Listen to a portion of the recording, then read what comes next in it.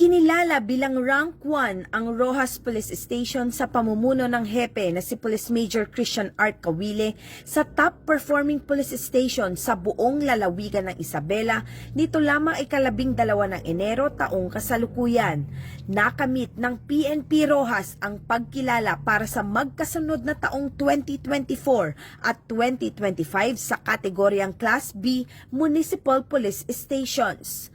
Bilang pagkilala ay ipinagkaloob ng Isabela Police Provincial Office ang Certificate of Recognition. Isinagawa ang pagbibigay ng parangal kasabay ng ginanap na command conference na pinangunahan ng bagong Acting Provincial Director ng Isabela Police Provincial Office na si Police Colonel Manuel Bringas.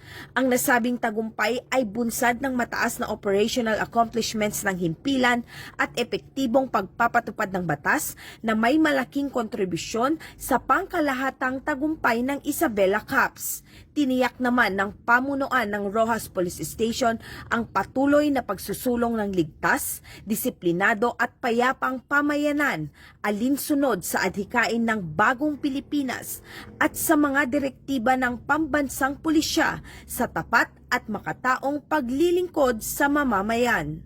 Mula dito sa Lambak ng Cagayan, ako ang inyong PNN correspondent, Patrolwoman Lainey Lorenzo, alagad ng batas, tagataguyod ng Balitang Pulis.